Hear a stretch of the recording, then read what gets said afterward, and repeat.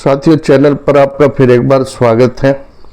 साथियों, हर आदमी कुछ ना कुछ सपने जरूर देखता है और सपने उसी के पूरे होते हैं जो हर वो दरवाज़ा खटखटाता है, हर उस दर पे दस्तक देता है जहाँ से उसे संभावना रहती है, उम्मीद रहती है, आशा रहती है कि यहाँ से मुझे मेरे सपने करने में मदद मिलेगी। आदमी अपनी मान सम्मान, अपना सुख दुख, सुख चैन भूल कर अपने सपने को पूरा करने में जो लगा रहता है, न धूप देखता है, न छाँव देखता है, न आंधी, न बरसात, न ही अपना पराया। उसे बस ये कि ऐसा मैं क्या जतन करूं कि जो मैंने सपने देखे वो मेरे पूरे हों। वो मेहनत में जुटा रहता है, लगा रहता है। ऐसा ही एक सपना चेतन आनंद ने देखा था। चेतन आनंद हमारी हिंदी फिल्म इंडस्ट्री के निर्माता निर्देशक रहे। चेतन आनंद ने अपना सपना हकीकत में बदलने के लिए मुख्यमंत्री से लेकर प्रधानमंत्री तक के दरवाजे को खटखटाया, अपनी अर्जी लगाई, उनसे मुलाकात करी कि भाई मेरे इस सपने को पूरा करने में मदद करो।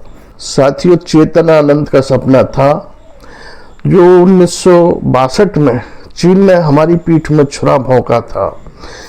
हिंदू चीनी भाई भाई का जो नारा लगाता था, उसने हम पर आक्रमण किया, हमारे देश पर आक्रमण किया और हमारी हजारों हेक्टेयर जमीन उसने कब्जा ली। उस युद्ध पर आधारित चेतन आनंद ने एक सपना देखा, एक स्क्रिप्ट लिखी और उसका नाम दिया हकीकत।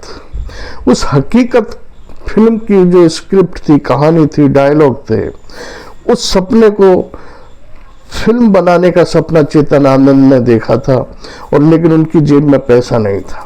उन्होंने जो फाइनेंसर थे उस समय के, जो फिल्मों में पैसा लगाते थे, उन सबको अपना ये स्क्रिप्ट सुनाई, सबसे हेल्प की गुजारिश करी, लेकिन किसी ने ये तो कहा भाई स्क्रिप्ट बहुत अच्छी है, कहानी बहुत अच्छी है, लेकिन सहयोग करने के लिए सबने मना कर दिया। चेतन आनंद साहब दिल्ली आए। यहाँ उन्होंने उस समय के प्रधानमंत्री जवाहरलाल नेहरू से मिलकर अपनी एक कहानी सुनाई, हकीकत की स्क्रीन प्ले सुनाया। जवाहरलाल नेहरू बड़े खुश हुए कि बहुत अच्छी स्क्रीन प्ले है, बहुत अच्छा कहानी है, चलिए मैं कुछ करने की कोशिश करता हूँ, लेकिन कोई मदद नहीं मिली। चेतन आनंद फिर पंजाब के उस समय के मुख्यमंत्री प्रताप सिंह कैरो के दरबार में गए, उनसे मिले, उनसे गुजारिश की कि ये मेरी कहानी है, ये स्क्रिप्ट है, आप मेरी मदद करो, मैं इस पर फिल्म बनाना चाहता हूँ। प्रताप सिंह कैरो का अपना एक ज़माना, अपना एक रुतबा, अपना एक दबदबा, वो प्रधानमंत्री जवाहरलाल नेहरू को भी भाव नहीं देते थे। इस तरह का व्यक्तित्व वाला मुख्यमंत्री, उस समय ना हरियाणा अलग हुआ था, हरियाणा पंजाब एक ही था, वो उस सूबे के मुख्यमंत्री थे। उन्होंने फटकार और लगा दी चेतन आनंद को कि हमारा काम है फिल्में बनाना या फिल्मों में फाइनेंस करना, हमारा क्षेत्र अलग, तुम्हारा क्षेत्र अलग, कैसे चले आए तुम यहाँ बिना उसके? तुम्हें उम्मीद कैसे थी कि मैं इस काम में मदद करूँ? चलो जाओ यहाँ से। तिरस्कार करके, बेइज्जत करके प्रताप सिंह कैरो ने एक तरीके से चेतन आनंद को वहाँ से भगा दिया। चेतन आनंद मजबूरी बस बम्बई पहुंच गए, वापस आ गए, फिर अपने किसी और काम में लग गए, लेकिन उन्होंने ये प्रयास अपना बंद नहीं किया हकीकत फिल्म को बनाने का। उनकी पत्नी थी विद्या, उनका संबंध था विजय लक्ष्मी पंडित से। उन्होंने जिक्र किया, विजय लक्ष्मी पंडित बोली चलो मैं देखती हूँ कुछ हो सकता है इसमें। तो विजय लक्ष्मी पंडित के एक व्यक्ति से जानकारी थी, राज बहादुर सिंह से, उन्होंने उनसे जिक्र किया। उनकी प्रताप सिंह कैरो से अच्छी जानकारी थी, जो मुख्यमंत्री थे पंजाब के, जिन्होंने चेतन आनंद का तिरस्कार करके उनको भगा दिया था। उन्होंने कहा, चेतन आनंद को बुलवाया दिल्ली। चेतन आनंद आए। वो व्यक्ति चेतन आनंद को लेकर प्रताप सिंह कैरो के पास गए। प्रताप सिंह कैरो ने कहा ठीक है, तुम अपनी कहानी सुनाओ, स्क्रीन प्ले सुनाओ।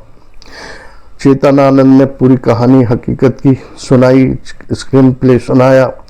तो प्रताप सिंह, जिनका दिल बड़ा कठोर था, बड़े कट्टर और बड़े कठोर शासक थे वो अपने समय में, उनकी भी आंखों में आंसू आ गए इस कहानी को सुनकर।